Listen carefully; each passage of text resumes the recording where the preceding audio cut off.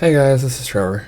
So as you may know, I recently just beat Ratchet and Clank Rift Apart and got the platinum, so I figured I'd do a review on it. I know I did one at the end of my actual playthrough, but I figured I'd do one that was like an actual review, like a full-on sit down and talk about the game. So we're doing that today. So the first thing we're going to talk about is the story of this game. Now I need to remind you that I've played but not beaten the first one on PS2. I've played some of the second one going commando. I think the only one I've actually beaten is Up Your Arsenal. And the reboot. The 2016, I believe, 2016 PS4 title. So that's all I know for like the timeline. I know there was a bunch of shit that happened between the PS3 era and stuff, but I didn't play those, so I'm gonna be a little wonky on the story. As a standalone title, I thought it was fine. It had a lot of callbacks to like older games, the ones that I played. Overall, I thought it was decent. They introduced another female Lombax. They had everything self-contained pretty much. You didn't really need to know the prior stories, except for maybe the previous game that had the Dimensionator in it. But overall, I thought they did a pretty good job. I enjoyed it. It was pretty self-contained. You could understand what was going on within the realm of this game alone. And yeah, for the story, I think I give it a 8 out of 10. The visuals I thought were amazing. This is one of the first games that I actually think takes full advantage of the PS5's like capabilities. For Demon Souls, I know they did really well, but that was more of rebuilding and updating already set foundation as opposed to creating something from scratch. I thought the areas were beautiful. I thought it was really nice how you could pick 3 different modes. There was, I think, performance ray tracing, and then something else. I played on the 60 FPS ray tracing on option that I think slightly toned down the visual effects, but even with the slightly toned down visual effects, I thought this game was beautiful and amazing. Visuals, I think I'm going to give this 10 out of 10. Now let's get more into the nitty gritty section of this game.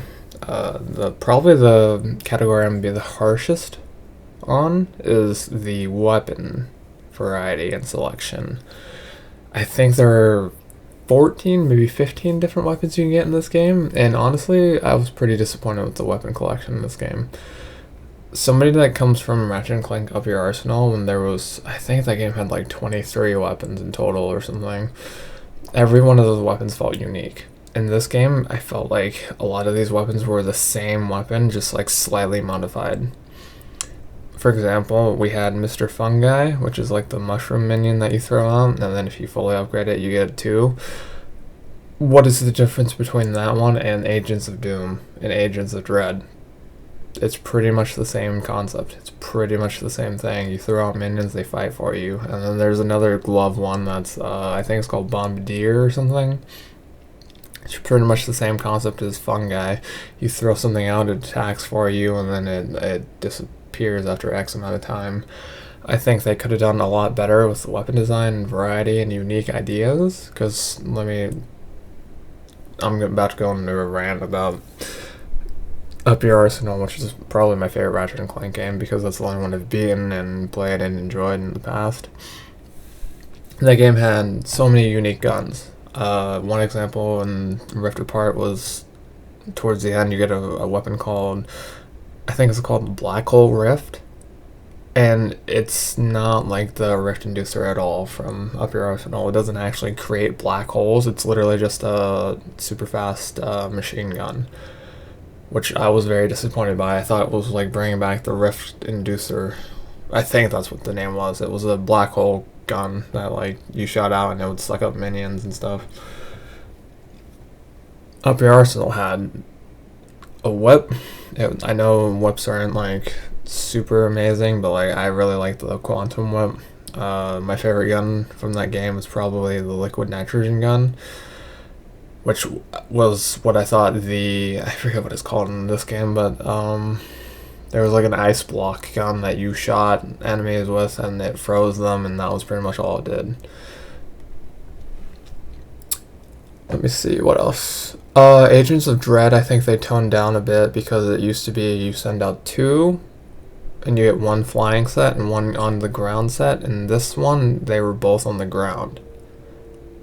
So I wasn't sure about why they did that.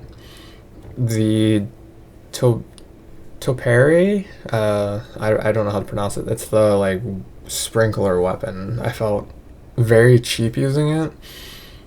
I thought it was broken. I still think it's broken.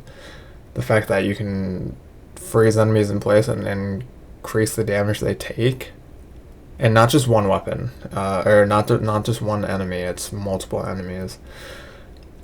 You can freeze in place and then pretty much do X amount of damage multiplied to them. I thought that was a little cheap. The glove weapons I thought were a little out of hand. There was like I forget what it's called, the bombardier, I think. It was just like you throw a grenade or whatever and it blows up. It's pretty much just the manual version of the minion guy you throw out and it shoots and then like blows itself up on the enemy. I really thought they could do better with the weapons. Like I thought the N64 Hurricane or whatever was a better version of the Black Hole Rift. I think the liquid nitrogen gun is better than any gun they had in this game. The disc gun wasn't as good. The Annihilator wasn't as good because when you exploded the Annihilator rockets, they didn't actually split up into like mini missiles and then redirect and attack again. Oh, another weapon from Up Your Arsenal was the Quacko Blitzer or something, and it turned enemy minions into flaming demon ducks that kamikazed at enemies. And then the ones that weren't the flaming ducks turned into normal ducks that laid explosive eggs that were bombs.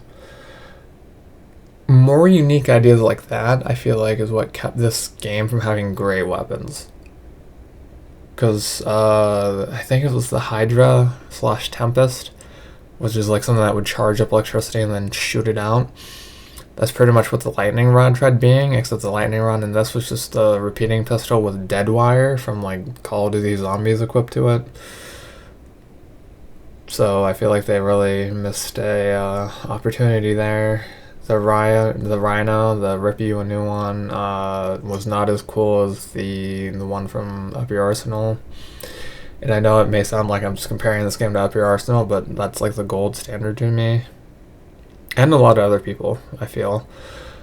The Rhino in this one just drops a bunch of shit from the sky, and then I think it just explodes or something. It was really hard to test, because every time I did it, it didn't like do massive damage. It just like did 2% or something each time, which I feel like is pretty weak compared to older versions of the Rhino.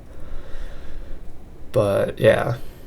Like, I know you can drop in, like, Easter eggs, like, you can drop in Sly Cooper. I've gotten Sly Cooper, I've gotten the Sly Cooper van, I've gotten Thunderjaws, I've gotten, a sheep, which I assume is a reference to something else.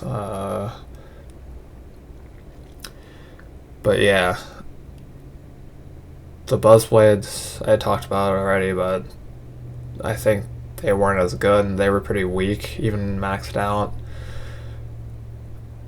The shield gun that I think is called the Rift Inducer, I thought was a really stupid concept. It was kind of like the Refractor, except the Refractor was more useful because it was used for puzzles and you could like kill stuff with it. But yeah, I'll stop talking about the weapons because I could go on and on and on. But yeah, I think the weapons were probably a 4 out of 10 in my book. The combat was very Ratchet and Clank-esque. It's a strafe shooter. Felt really natural. Jumping back into it. Wrenching is great. Hammering is great. Everything felt like it did in Up Your Arsenal, so I'm going to give combat a 10 out of 10, I guess. They kept the same formula, didn't change it too much, and it was good. They didn't need to change it. Side content. So for side content, I'm talking about like the pocket dimensions. It's not called Annihilation Nation. It's whatever the arena thing is called in this game, but it's pretty much the spiritual successor to Annihilation Nation. And all the like parkour mechanics and stuff, and like the side missions and side quests, and getting all the like lodestones and robots and the glitch bot levels. I thought they all had their nice quirks and stuff. The only one I really didn't like was riding Trudy to collect all the like crystal things. I thought that was really bad. I don't think it was bad. I think it was just boring. And they made you do too many of those. I think you had to get 60 in total, and I was over it by like the 40th crystal I got. The flight controls were pretty bad. Yeah, overall, I think if they just lowered down the collectibles from that, it would have been fine. Like, if they made the max 45, that would have been fine instead of 60. Because not all the crystal things showed up on my map. I don't know if that's a glitch or not, but I got one that you'll see on my playthrough, and I think it's in part 3, because that's when I started doing the hunt for trophies. There was one that didn't show up on my map, and it was like to the right immediately where you ride Trudy originally. And it was just chilling there, despite having a map-o-matic and, you know, that supposedly unlocking all the collectibles in the area. The glitch stuff I thought was cool. It was like a hacking minigame. I'm not gonna say I liked it, or I thought it was better than like the refractor stuff. I think it was about the same, but they were just simple. It's not too much confusion for what you're trying to do. In Up Your Arsenal, I really liked the beam thing that like you shot the red, and I don't know if they were like bacteria cells, and you suctioned up the green ones. I thought that was fun. I actually really enjoyed that hacking minigame, but this one was dope too. Like I don't have any complaints about this one. The pocket dimensions were basically just showing off the PS5's hardware and testing your parkour skills, which I was fine with. They were fun. They always got you armor and stuff. And Annihilation Nation, I know that's not what it's called, but that's what I'm calling it because I don't remember the actual name. I thought they could have done better with the gladiatorial pit, if I'm being honest. There weren't any like challenges or anything. Like I was expecting to see a Captain Quantum challenge where like you had to last 100 rounds or something. A lot of these only went 5 waves, which I was kind of disappointed by. And the arena didn't really change much. It was always just like either one platform, or it was like an X shape, or it was, you know, just basic. I thought they could have done more and like had flames on one or something every other wave, or they could have made it so like you couldn't use X platform for this reason or that reason or something. You know, something. Just mix it up. I thought it was way too easy. So overall, I think I said this on stream, and you'll see it in the VOD I uploaded to YouTube, but I think I said I'd give this a 8.5 or an 8 out of 10. And that's pretty good, all things considered. I think the biggest points I docked it for was weapon variety and like uniqueness. And then for the story and stuff, like the essence of Ratchet and Clank wasn't really there, I feel, because it wasn't like there wasn't enough edge to it. Because in Up Your Arsenal, when you use the what are they called, the Terra guys, that was some of the funniest dialogue I've ever seen. Ratchet's like, oh hey, do you have your copy of Amoeba's Gone Wild? And then he's like, director's cut? I'm like, yeah, you don't know what the slimy producers are doing behind the camera or whatever. I didn't get it as a kid, but after I grew up, I finally understood what that means. That shit's fucking hilarious. There was coordinated gears and like that battle and stuff, and then like Skid McMarks was barely in this, and then it was a lot of just like humor, and I feel the essence of what makes Ratchet and Clank was kind of missing. Like, they didn't go all in. Another side note is I feel like in this game you actually play as Rivet a lot more than you do Ratchet. I don't know if I was the only one who felt like that. Maybe it's just because the worlds that I was like grinding out, I did with Rivet conveniently instead of doing with Ratchet. Because I did spend a lot of time in Annihilation Nation and the planet with Trudy. So maybe that's why, but I don't know. I feel like it's supposed to be split, but maybe it's just because I spent more time with Rivet because I was trying to get the platinum. But yeah, yeah, the lodestones I thought were fine. Those were cool. It was cool to see like lore for the Lombaxes, because this has been a giant like ongoing plot device that he's trying to find his family and like the other Lombaxes, and like they don't know where they went, and etc etc. But yeah, not to get too off topic, but yeah, overall 8.5, 8 to an 8.5. Weakest part, weapons. Everything else is pretty solid. And yeah, that's the review. So I don't know if I should do more of these. I might do more of these. I don't know. I don't have games to review though. Not like new ones anyway, because PS5 doesn't really have games on it currently. But yeah, this is a franchise I've been playing since PS2, and I was told to avoid the PS3 ones because those were bad, supposedly. And then I played the soft reboot, and I thought it was okay at first, and then overall I didn't like it towards the end. And this is the first one going back to the non what is it? The non-reboot timeline. So yeah, if you want me to do more of these with games I enjoy, even if they're older games, let me know. I'll make one. But yeah, I should have a video up.